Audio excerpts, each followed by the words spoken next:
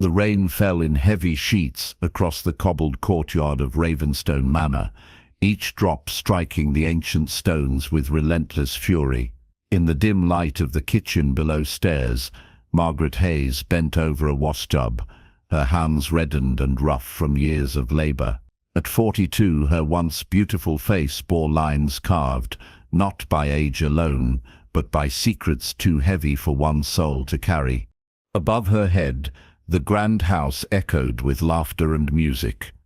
Lord Edward Thornton was hosting his annual autumn ball, a display of wealth and status that drew London's finest society. Margaret had helped prepare the house for days, scrubbing floors that would never feel her footsteps as a guest, polishing silver she would never use to dine. 20 years she had served in this house. 20 years since she had arrived with nothing but a small bag and a heart full of sorrow. The other servants knew little of her past, only that Mrs. Whitmore, the head housekeeper, had hired her personally and placed her in the lowest position. A scullery maid with no references and no history worth speaking of. What they did not know, what no one knew, was that Margaret Hayes watched the master of the house with eyes that held more than a servant's respect. She watched him with the weight of 2 decades of silence pressing upon her chest. "Margaret, stop your daydreaming and fetch more coal for the ovens." Mrs. Whitmore's sharp voice cut through her thoughts. "The guests will be wanting their supper soon enough." "Yes, Mrs. Whitmore," Margaret replied, her voice soft and measured. She had learned long ago to keep her words few and her presence smaller still. Invisibility was her greatest shield. She climbed the narrow servants' stairs toward the coal store, her steps careful on the worn wood. As she passed the corridor leading to the main hall, she paused, drawn by a sound that still made her heart ache after all these years. Laughter, bright and genuine, the kind only the young possess. Through the gap in the servants' door, she glimpsed her, Miss Amelia Thornton, the master's daughter and the jewel of the evening. At 20 she moved through the ballroom with grace that took Margaret's breath away. Dark hair arranged in perfect curls, eyes that sparkled with life, a smile that could light the darkest room. Margaret's hand rose unconsciously to her chest, pressing against the pain that never truly faded. Amelia was dancing with a young gentleman, her laugh carrying across the crowded room like music.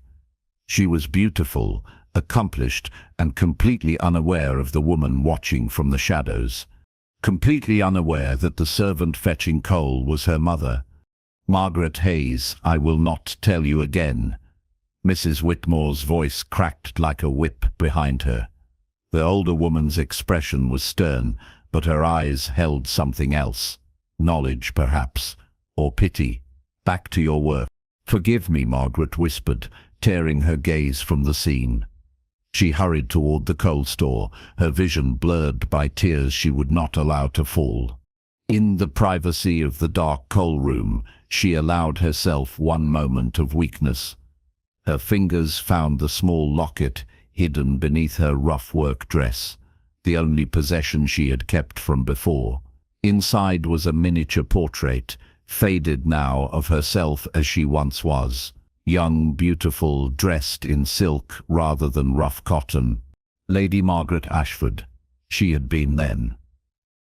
The daughter of an earl, raised in luxury and educated in all the accomplishments society demanded. That girl had died 20 years ago, replaced by this woman with calloused hands and a bowed back. The memory came unbidden, as it always did. The scandal, the disgrace, the choice that had broken her world apart. She had been young once, foolish perhaps, but desperately in love with a man she could never have. Not Edward Thornton, who was merely her father's business partner then, but another, a man whose name she had not spoken aloud in 2 decades. When her condition had become undeniable, when her father's rage had turned to cold calculation, she had been given a choice that was no choice at all. give up the child to be raised as Lord Thornton's daughter, his late wife having died childless and grief-stricken, and disappear into obscurity, or face complete ruin, not just for herself, but for her entire family. She had chosen love over pride, sacrifice over self. She had agreed to the arrangement her father and Lord Thornton had crafted in secret.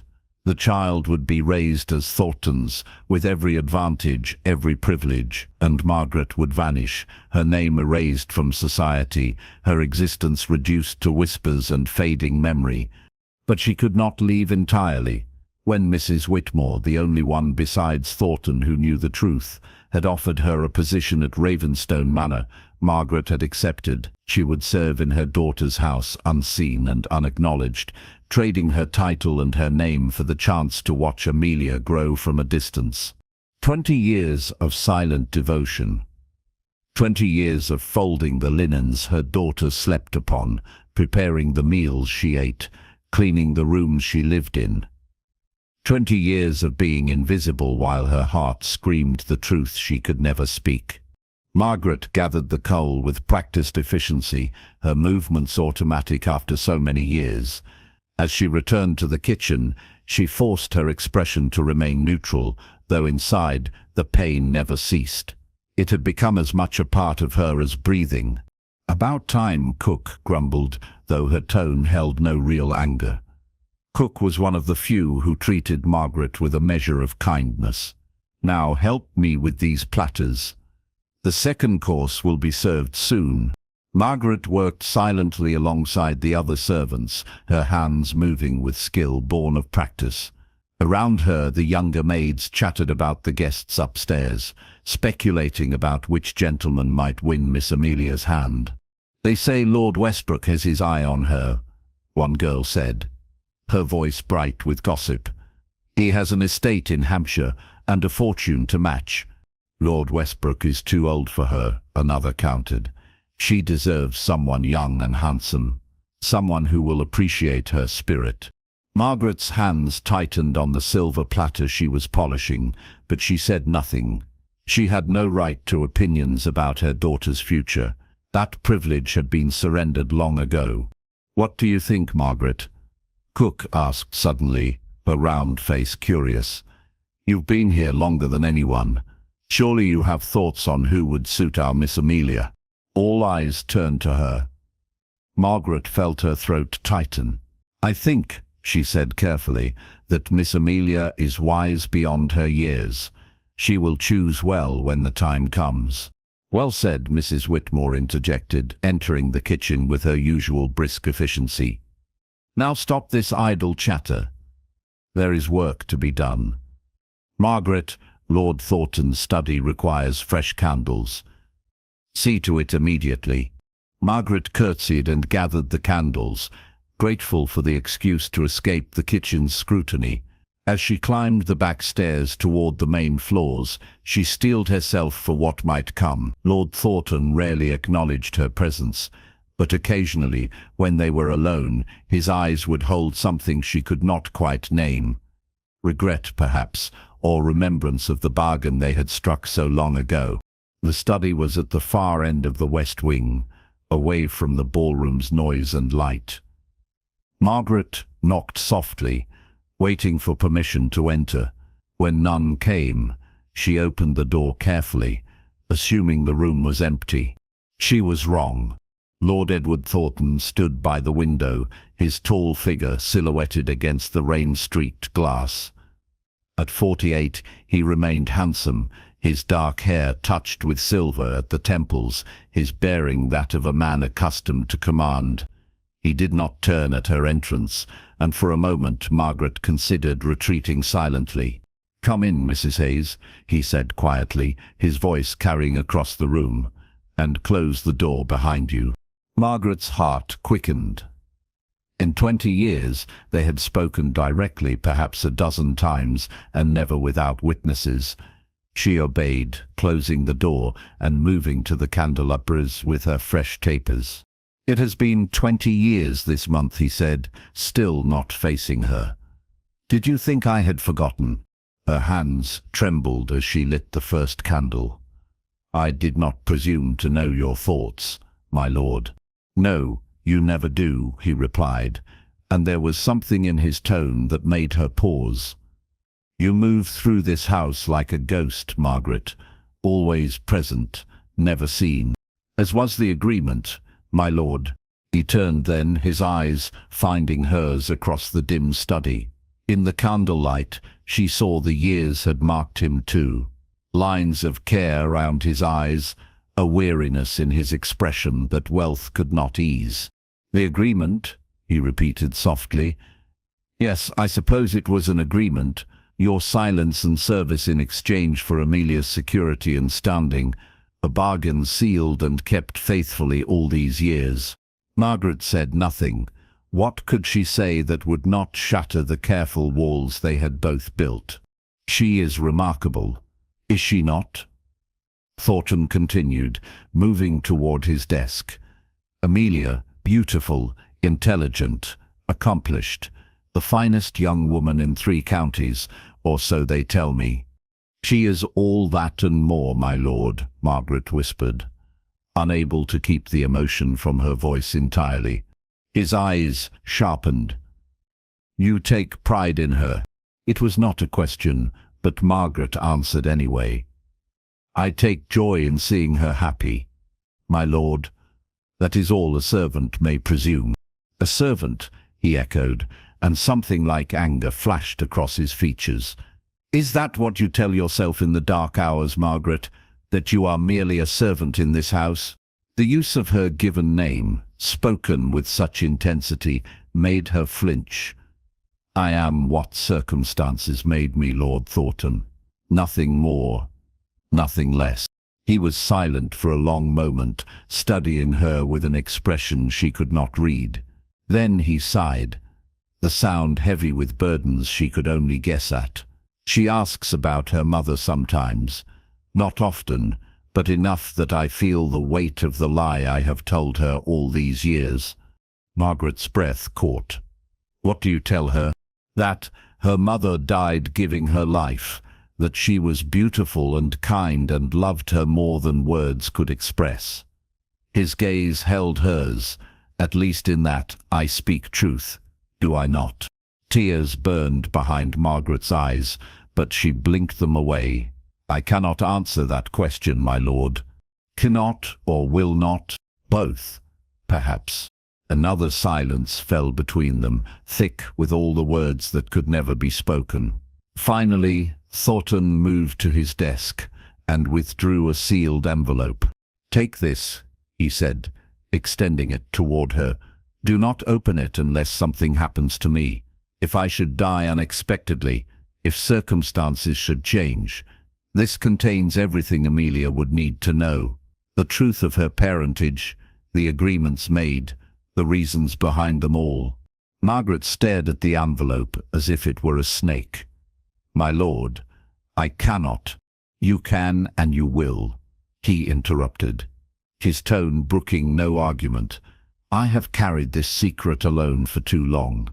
If something should happen to me, Amelia deserves to know she was born of love, not shame. She deserves to know that her mother did not die, but chose to live in shadows so that her daughter might walk in light." With trembling hands, Margaret accepted the envelope.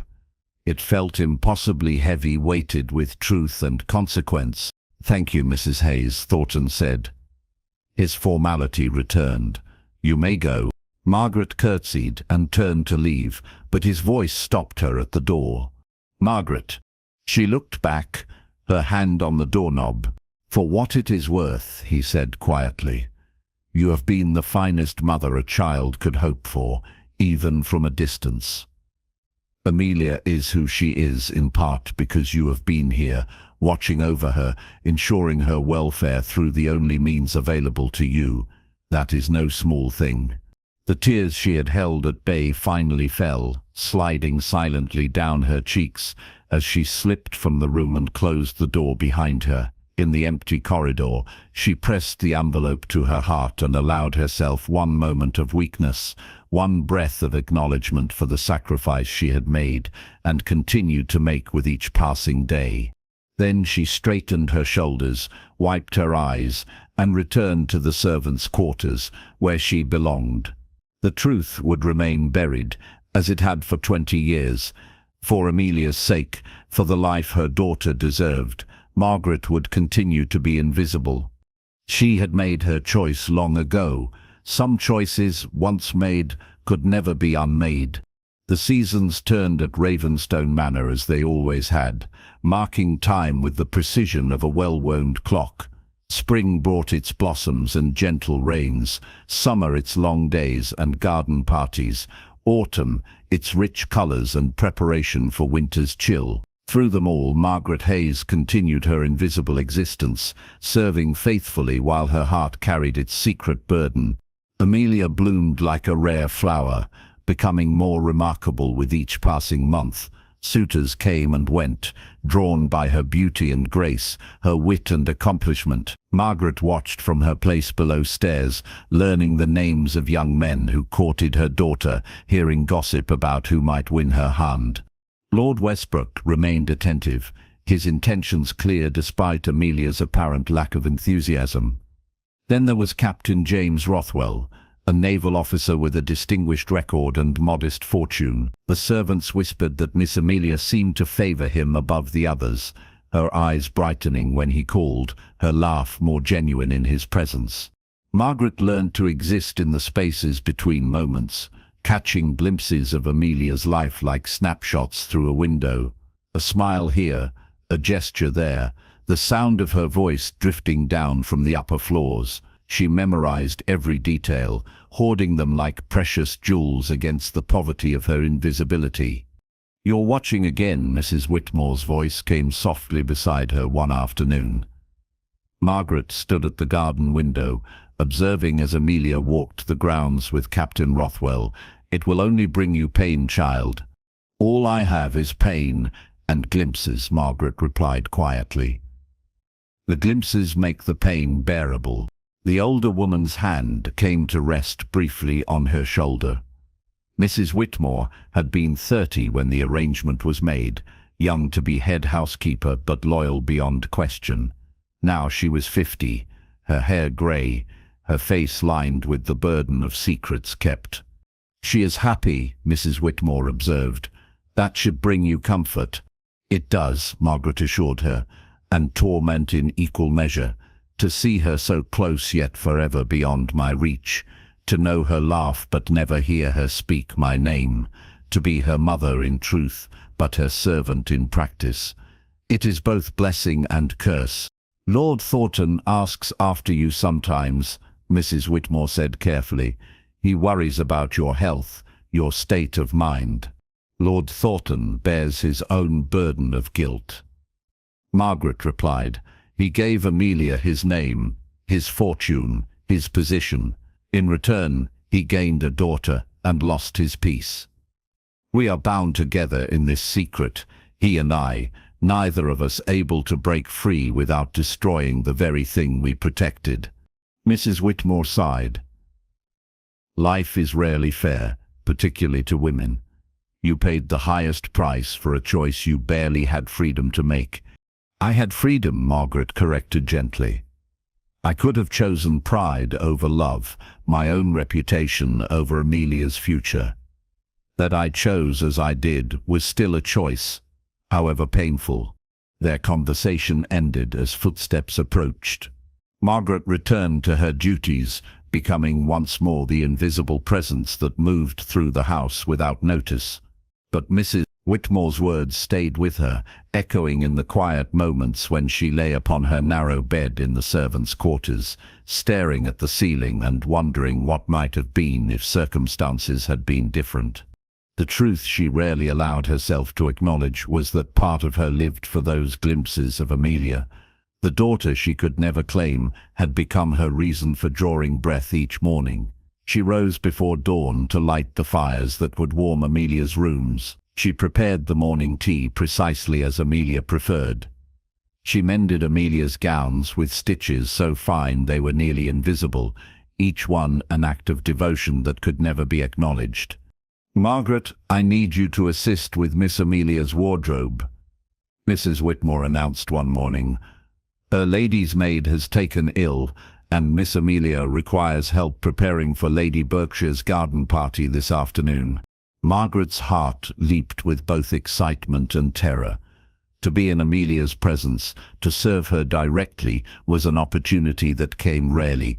The house was large enough that their paths seldom crossed, their worlds separated by the rigid boundaries of class and station. "Of course, Mrs. Whitmore," she replied, her voice steady despite her racing pulse. 20 minutes later, Margaret stood in Amelia's dressing room, her hands steady as she prepared the gowns for her daughter's inspection. The room smelled of lavender and rose water, the scent that always clung to Amelia and that Margaret had come to associate with every precious memory. "Oh, you're not Mary," Amelia's voice came from the doorway, musical and warm. Margaret turned to find her daughter watching with curious eyes. "I haven't seen you before. Are you new?" "No, Miss Amelia," Margaret replied, dropping into a perfect curtsy. "I have been at Ravenstone Manor for many years, but I work primarily below stairs. Mrs. Whitmore sent me to assist you in Mary's absence." Amelia moved closer, studying Margaret with the open curiosity of youth. "What is your name?" "Margaret Hayes, miss." "Mrs. Hayes," Amelia corrected gently, noting the form of address. "You're married then? Does your husband work here as well?" The question was innocent, born of polite interest rather than prying curiosity. Yet it struck Margaret like a physical blow. "I am a widow, miss. My husband died many years ago." "I'm sorry," Amelia said with genuine sympathy. "That must have been terribly difficult for you." Margaret managed a small smile. "One learns to carry grief, miss. It becomes familiar, like an old companion." Amelia tilted her head, her expression thoughtful. "That's a beautiful way to express it. You speak quite well for... that is, I mean, for a servant," Margaret supplied gently, understanding the girl's discomfort. "I had some education in my youth, miss, before circumstances changed." "I didn't mean to be rude," Amelia said quickly, her cheeks coloring slightly. "Sometimes I speak without thinking. My father says it will get me into trouble one day." The mention of Lord Thornton reminded Margaret of her place.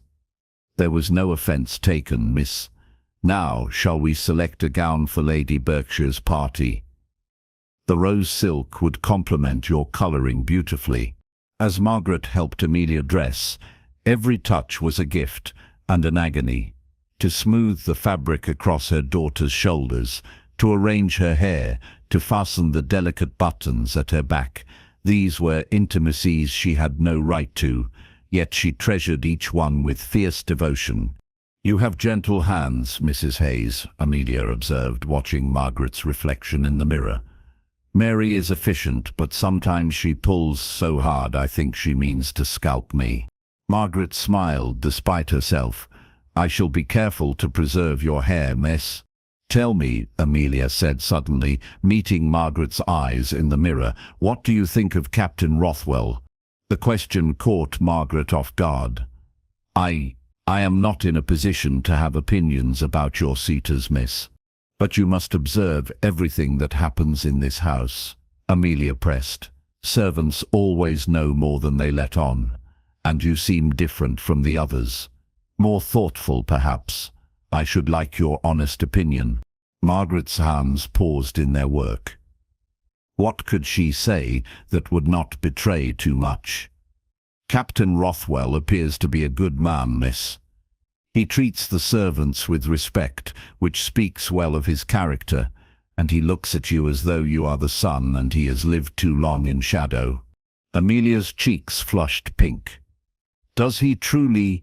I had hoped I was not imagining his regard." "You are not imagining it," Miss Margaret assured her, resuming her work. A blind man could see his devotion. Father does not entirely approve, Amelia confided, her voice dropping to something approaching confidence. He thinks I should aim higher, marry a lord rather than a mere captain. That Captain Rothwell has honor and kindness. Are those not worth more than titles? The question hung in the air between them. Margaret considered her words carefully.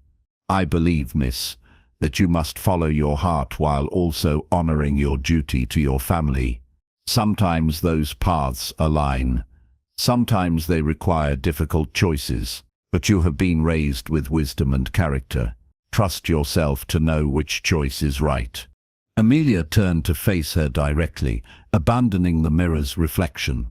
Mrs. Hayes, that may be the most honest answer anyone has ever given me. Everyone else tells me what they think I should do or what society demands. You are the first to suggest I might know my own mind. Margaret's throat tightened with emotion. She dared not show. You have a good mind, miss, and a good heart. Both should be consulted when making choices that will shape your future. I wish you could be my lady's maid permanently, Amelia said impulsively. I feel I could talk to you, truly talk without fearing judgment or gossip.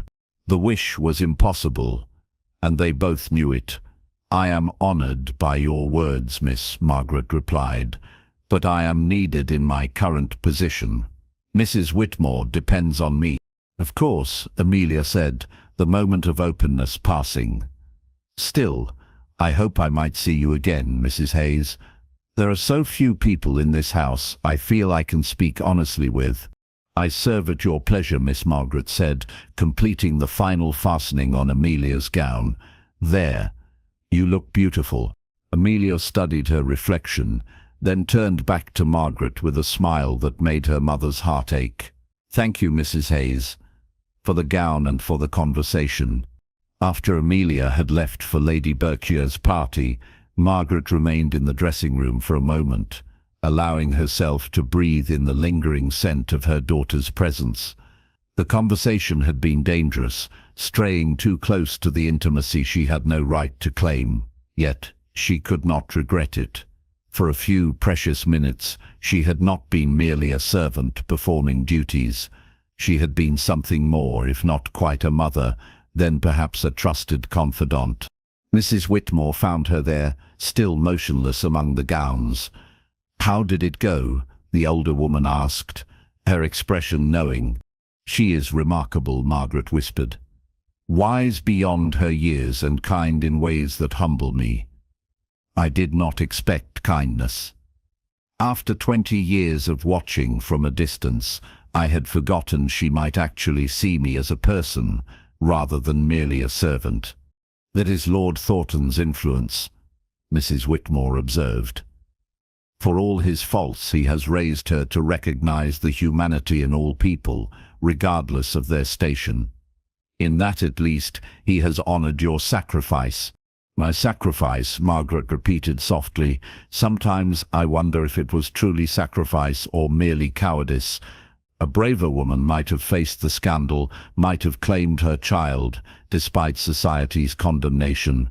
A braver woman would have condemned her child to a life of whispers and closed doors. Mrs. Whitmore countered firmly.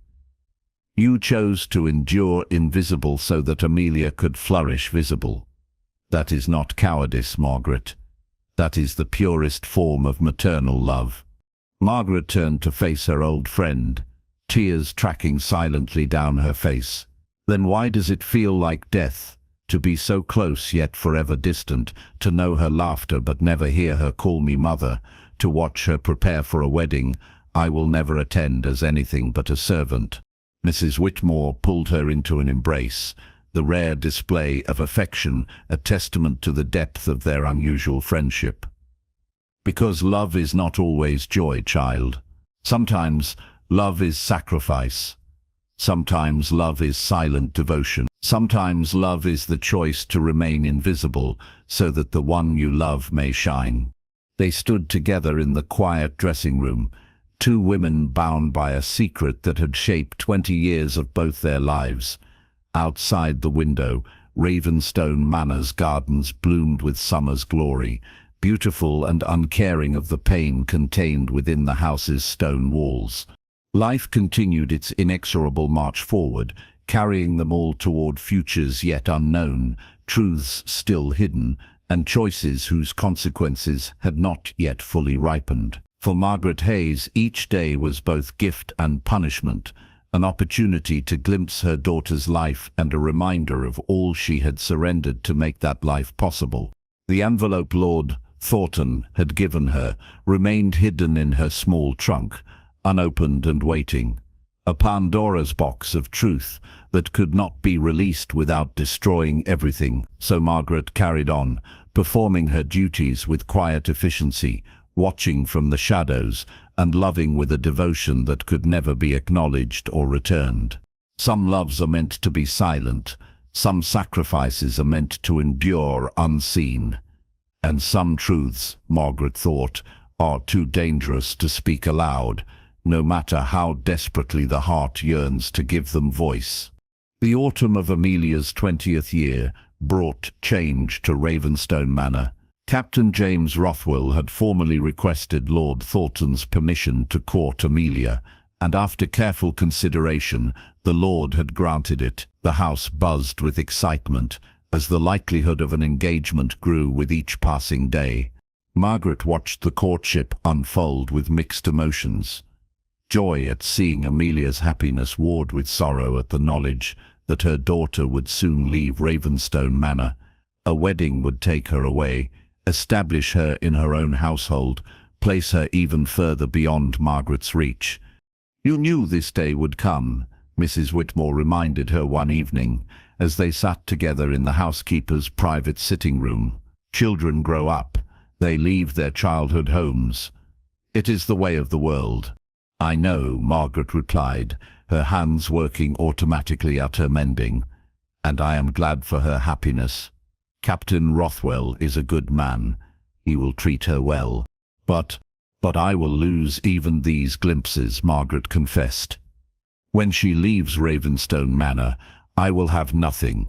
No chance encounters, no possibility of serving her directly, no way to ensure her welfare from even a distance." Mrs. Whitmore set down her own needlework and regarded Margaret with sympathy. "You have carried this burden for 20 years. Perhaps it is time to consider setting it down." "How does one set down the burden of motherhood?" Margaret asked. "Even if I wanted to stop caring, stop watching, stop longing for what can never be, how would I accomplish such a thing? You might as well ask me to stop breathing." "I do not suggest you stop loving her," Mrs. Whitmore clarified. "I suggest you consider whether the time has come to tell her the truth." Margaret's hands stilled on her mending. The truth would destroy her. Everything she believes about herself, about her place in this world, would crumble. How could I do that to her? "The truth might also set you both free," Mrs. Whitmore countered. 20 years is a long time to live a lie. Perhaps Amelia has a right to know who she truly is. "Lord Thornton gave me an envelope," Margaret admitted, voicing something she had shared with no one. "He said it contains the truth of her parentage, to be opened only if something should happen to him. He believes she deserves to know eventually." Mrs. Whitmore's eyebrows rose. "And what do you believe?" "I believe," Margaret said slowly, "that some truths are kinder left unspoken. Amelia is happy. She has position, security, a future filled with promise. What would she gain from learning that her mother lives, has always lived in the same house as a servant, that every gown she wore was mended by hands that first held her as an infant, that the woman who brought her morning tea is the same woman who gave her life? She would gain the truth," Mrs. Whitmore said simply. "And truth, however painful, has its own value."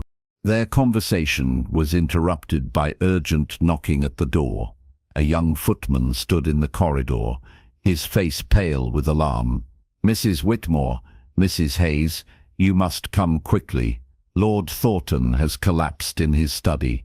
The doctor has been sent for, but it looks grave. Margaret's blood turned to ice. She and Mrs. Whitmore rushed through the house toward the west wing, propriety forgotten in the face of crisis. By the time they arrived, several servants had already gathered outside the study door, their whispers creating an anxious buzz. Inside, Lord Thornton lay upon the settee, his face ashen, his breathing laboured. Amelia knelt beside him, her face streaked with tears, holding his hand with desperate strength. Captain Rothwell stood nearby, his military bearing evident as he tried to maintain calm in the face of crisis. "Father, please," Amelia begged, her voice breaking. "The doctor will be here soon. You must hold on." Lord Thornton's eyes found her face and softened with love. "My dear girl," he whispered, his voice weak. "My beautiful Amelia." Margaret stood frozen in the doorway, her heart pounding so hard she thought it might break free from her chest. This was not how it was supposed to end. There were years yet, time for Amelia to marry, have children of her own, time for Margaret to continue her invisible devotion. Lord Thornton's gaze shifted, finding Margaret among the gathered servants. Something in his expression changed, an urgency that made her step forward, despite the impropriety. "Mrs. Hayes," he said, his voice barely audible. "Come here." Margaret approached cautiously, aware of Amelia's curious glance. She had no right to be called forward, no reason Lord Thornton should single her out from among the staff. "Closer," he commanded, his hand lifting slightly from the settee.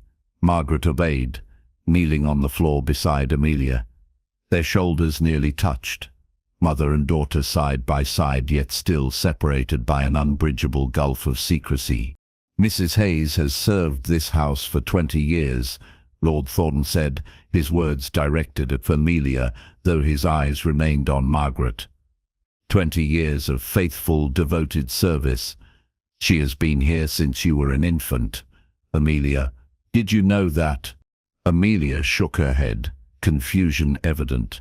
I did not know, Father, but I do not understand why. I want you to take care of her." Lord Thornton interrupted, his breathing growing more laboured. "When I am gone, promise me you will see that Mrs. Hayes is provided for. She has given this family more than you know, more than anyone knows." "Father, you are not going anywhere," Amelia insisted, though her tears betrayed her fear. "The doctor will help you. You will recover." Lord Thornton's laugh was bitter and brief. "I have felt death's hand before, child. I recognize its touch. Promise me, Amelia. Promise me you will care for Mrs. Hayes." "I promise, Father," Amelia agreed, reaching across to grasp Margaret's hand, along with her father's. The touch sent electricity through Margaret's entire body. Her daughter's hand in hers, however briefly, however innocent of true meaning. "Of course I will see to her care." Lord Thornton's eyes met Margaret's then, and in them she saw an apology and a plea.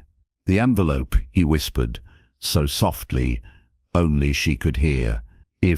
When you must decide." Then the doctor arrived, his presence creating a flurry of activity that pushed the servants back. Margaret found herself swept from the room with the others, her hand still tingling from Amelia's brief touch, her mind reeling from Lord Thornton's cryptic words. In the servants' hall below stairs, the household waited in anxious silence. Cook prepared tea no one wanted.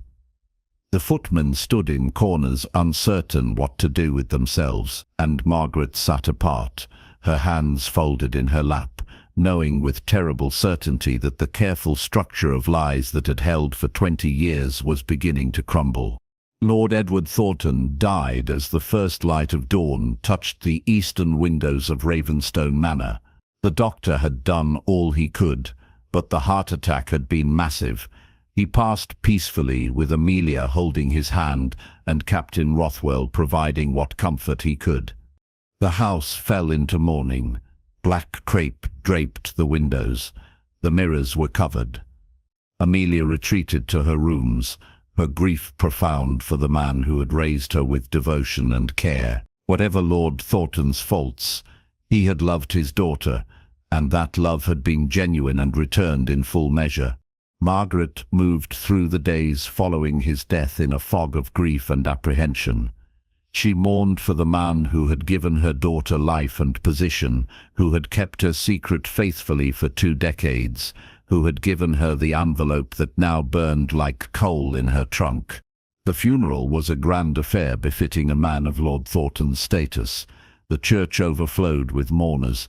Margaret stood in the back with the other servants, watching as Amelia, veiled in black, said goodbye to the only parent she had ever known.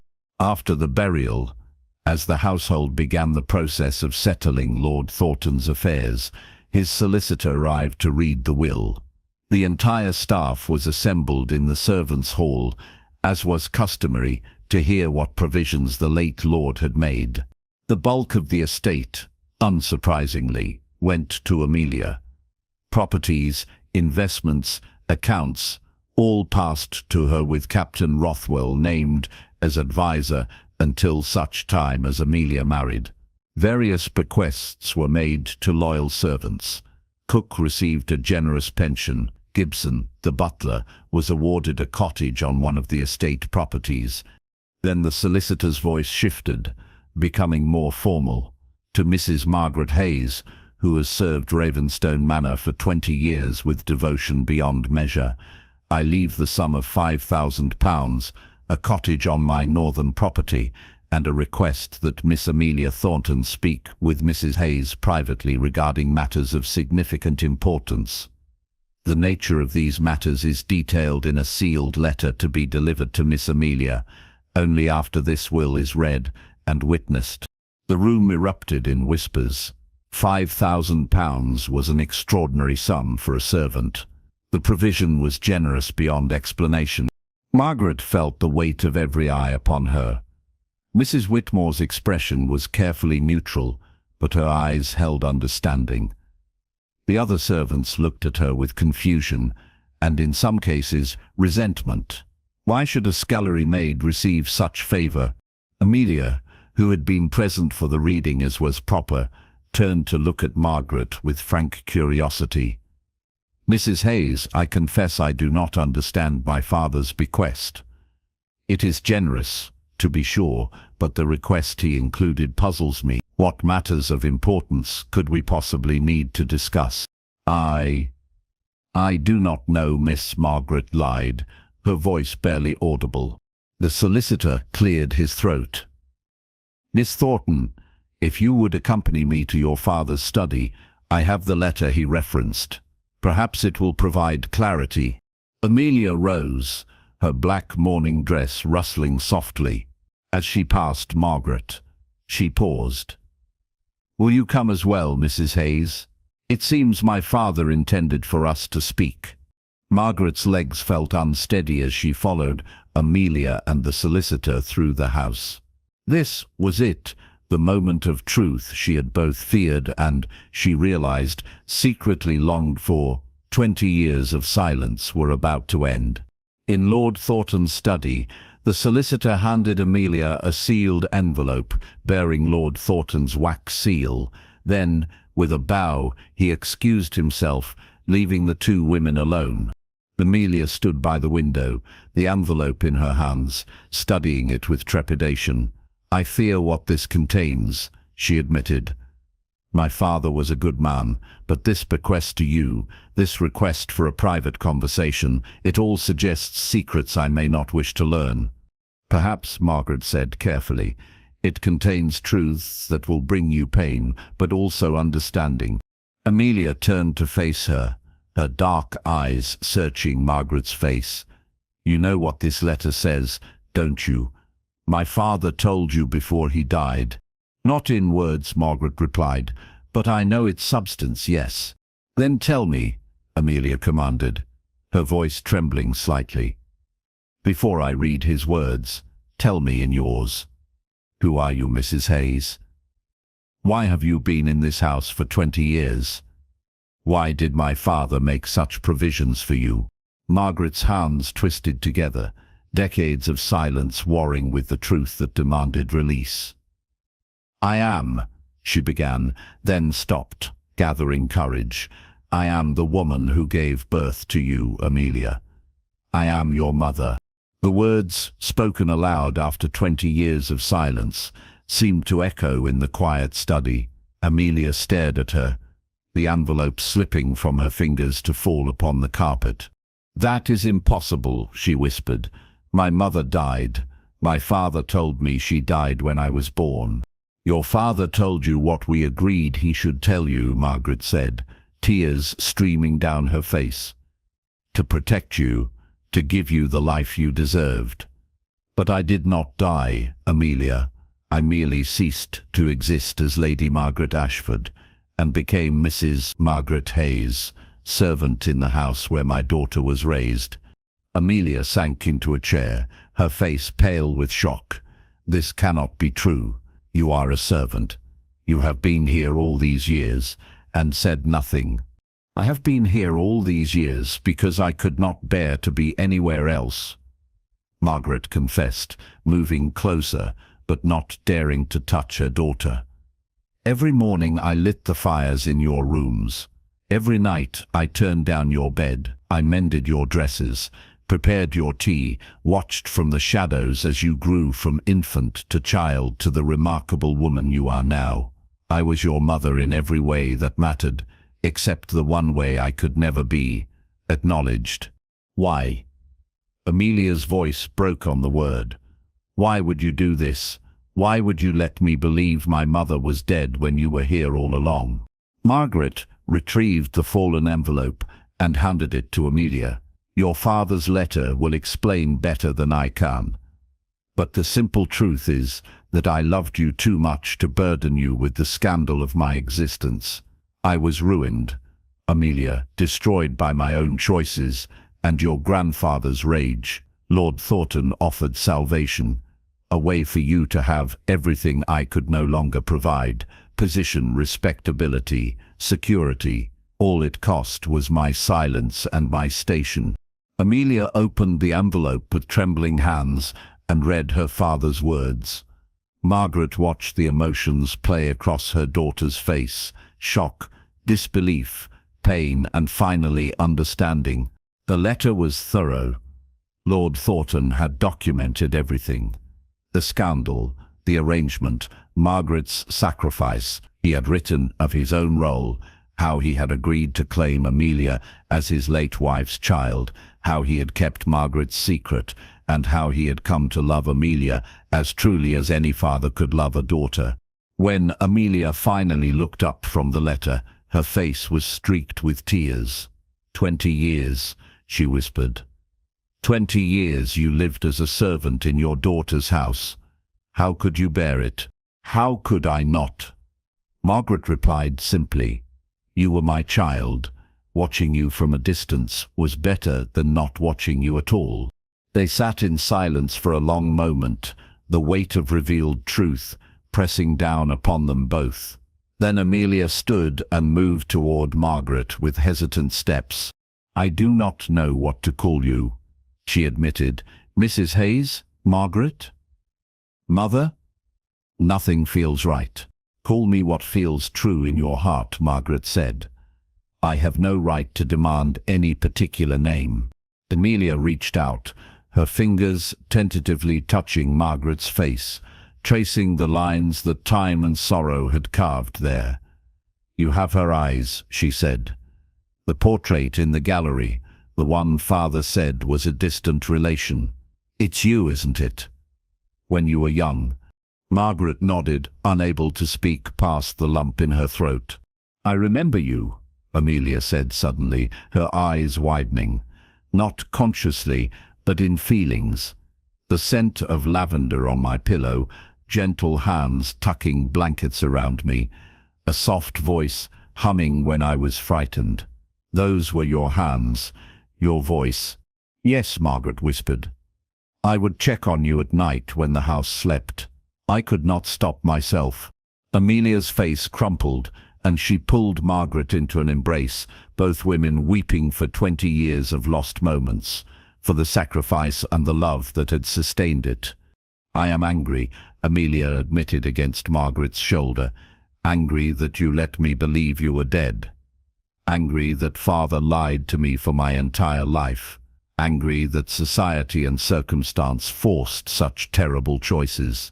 "You have every right to your anger," Margaret agreed, holding her daughter for the first time in 2 decades. "But I am also grateful," Amelia continued, pulling back to meet Margaret's eyes. "Grateful that you loved me enough to stay, even in shadows. Grateful that you sacrificed your position, your name, your very identity so that I could have the life I have lived. That is not a small thing." "It was the only thing that mattered," Margaret said. "You are worth every sacrifice." They stood together in Lord Thornton's study, mother and daughter united at last by truth, beginning the difficult work of rebuilding a relationship that had been denied them for so long. Outside, the autumn afternoon faded toward evening, marking the end of an era of secrets and the uncertain beginning of something new. The revelation changed everything and nothing at Ravenstone Manor. The household learned the truth gradually, whispers spreading through the servants' hall like ripples in water. Some were shocked. Others claimed they had always suspected something unusual about Mrs. Hayes. Mrs. Whitmore's knowing smile confirmed what she had guarded all these years. Amelia insisted Margaret move from the servants' quarters to a proper guest room. The transition was awkward for them both. Margaret had spent 20 years as a servant. Her hands remembered how to curtsy, how to keep her eyes lowered, how to be invisible. Amelia was determined to change this, but old habits died slowly. "You must stop treating me as your mistress," Amelia said one morning, finding Margaret attempting to make her own bed. "You are my mother. Let the maids do their work." "I do not know how to be anything but what I have been," Margaret admitted. 20 years is a long time to live one way, Amelia. I cannot simply shed that life like a worn dress." Amelia sat on the bed, her expression thoughtful. "Then perhaps we must learn together. I do not know how to have a mother who is living and present. We are both stepping into unknown territory." The days that followed were filled with conversations, both painful and precious. Margaret told Amelia of her youth as Lady Margaret Ashford, of the scandal that had destroyed her, of the choices made in desperation and love. Amelia listened, asked questions, wept, and gradually began to understand the woman who had given her life twice, once at birth and again through sacrifice. Captain Rothwell proved himself a man of character by accepting the revelation with grace. "Family is more than blood and title," he told Amelia when she worried about how the truth might affect their engagement. "Your mother loved you enough to live 20 years as a servant so you could have the life you deserved. That speaks to the kind of strength and devotion I wish to build our marriage upon." The wedding took place in spring, nearly a year after Lord Thornton's death. It was a beautiful ceremony, made more so by Margaret's presence, not as a servant but as the mother of the bride. She wore a gown of dove-grey silk, appropriate for a woman still in half-mourning, but elegant enough to show she was no longer relegated to the servants' hall. As she watched Amelia walk down the aisle, Margaret felt peace settle over her heart for the first time in 2 decades. Her daughter was happy, secure, loved. The sacrifice had been worth it. After the wedding, when Amelia and Captain Rothwell had departed for their new home, Margaret stood in the gardens of Ravenstone Manor, breathing the spring air and marvelling at how completely life could transform. Mrs. Whitmore joined her, her old friend's presence comforting. "What will you do now?" she asked. "Amelia offered you the cottage, but Ravenstone Manor has been your home for 20 years. I think," Margaret said slowly, "that I will stay, not as a servant, but not entirely as a guest either. Perhaps I will find a place somewhere between the two. helping manage the house that has been my world for so long. And when Amelia visits, Margaret smiled, tears glinting in her eyes. When Amelia visits, I will greet her as her mother, not from the shadows, not from below stairs, but as myself, fully and completely. After 20 years of silence, Mrs. Whitmore observed, you finally get to speak your truth. Yes, Margaret agreed, watching the sunset paint the sky in shades of gold and rose. After 20 years, the truth is finally free. In the end, love is not always about grand gestures or public declarations. Sometimes love is quiet, persistent, unseen. Sometimes love means sacrificing everything so another can have everything. And sometimes love means living in shadows so another can shine in light. Margaret Hayes had raised her daughter as a servant, watched her from a distance, loved her silently for 2 decades. The world might say she had made foolish choices, that pride should have been preserved, that scandal could have been faced, but Margaret knew better.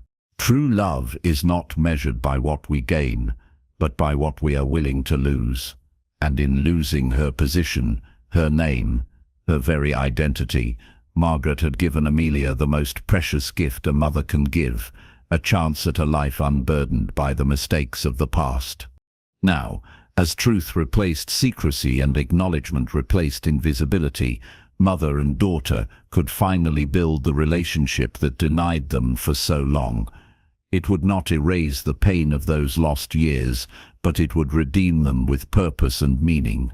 Some stories end with truth destroying everything. This one ended with the truth setting everyone free.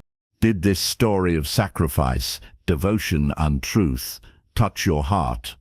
Leave a comment sharing which moment moved you most. If you believe in love that endures unseen and sacrifices that transform everything, subscribe to our channel and click the notification bell. Share this video with someone who needs to be reminded that some kinds of love are stronger for being silent, more powerful for being patient, and more precious for being finally revealed. Until our next journey through history's most remarkable love stories, remember this: the greatest acts of devotion are often the ones no one sees, and the truest measure of love is not in what we claim, but in what we are willing to sacrifice so another might flourish.